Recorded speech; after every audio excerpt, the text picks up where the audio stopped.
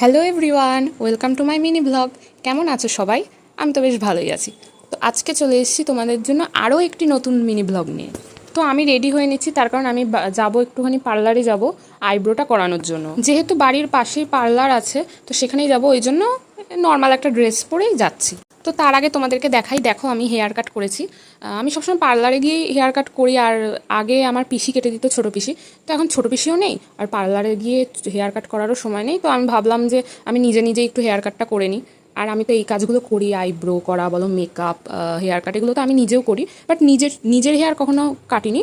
তো এই first try করলাম, তো কেমন হয়েছে বলো। আর সামনে লক্সটা আমি এখনো কাটিনি, সেটা আমি কালকে কেটে নেব, সেটাও তোমাদেরকে। তো আমি তো রেডি হয়ে বেরিয়ে পড়েছি, আর বাইরে ওয়েদারটা দেখো কি সুন্দর।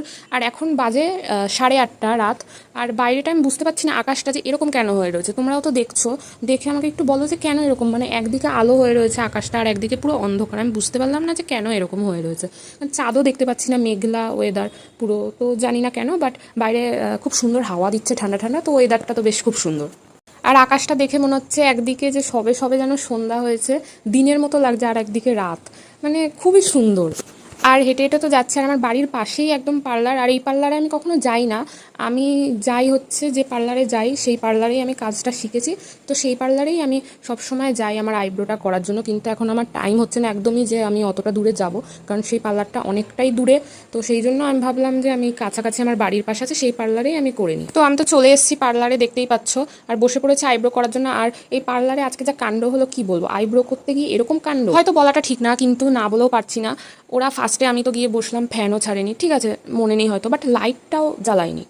অন্ধকারে কি করে করছে আমি বললাম, তারপরে ওরা লাইট জ্বালালো, মানে লাইট জ্বলছিল, হালকা হালকা আলো জ্বলছিল, কিন্তু হালকা আলোতে কি করে আইব্রো তোলা যায় আমি বলার পর ওরা লাইটটা জ্বালালো। আর আমি তো নিজেও করি, তো একটু বেশি আলো থাকলেই সুবিধা হয়। ওদের আলো ছিল, কিন্তু আমি বলার পর ওরা জ্বালিয়েছে আলোটা। আর তার থেকেও বড় কথা, 3-4 জন মিলে, ঠিক আছে ভিডিওতে তোমাদের দেখাতে পারিনি, কিন্তু 3-4 জন, একবার 2-3 জন মিলে একসাথে কি করে ভুরু তুলছে। একজন এটা করছে এই ভুরু, তো আর একজন আর একটা ভুরু তুলছে। তো এইভাবে তো অসুবিধাই হয় না। আমি তো ভাবছিলাম যে আজকে আমার ভুরুটাই না গেল উল্টোপাল্টা শেপ হয়ে। তো তোমরাই বলো যে এরকম 2-3 জন মিলে যদি একসাথে একজনের ভুরু তোলে, তো সেই ভুরুটা কীরকম তোলা হবে, আইব্রোটা কি ঠিক থাকবে? তোমরাই বলো তাহলে। তো আমি মানে আমার ভয়ও করছিল যে আমার আইব্রোটা ঠিক কীরকম হবে না হবে। আর পুজোর সময় যদি উল্টোপাল্টা শেপ হয়ে যায়, তোমরাই বলো আমার মুখটা কীরকম বাজে দেখতে লাগবে। আর আমি এর আগেও একবার ওখানে তুলেছিলাম অনেকদিন আগে, খুবই বাজে শেপ হয়েছিল, সত্যি বলছি।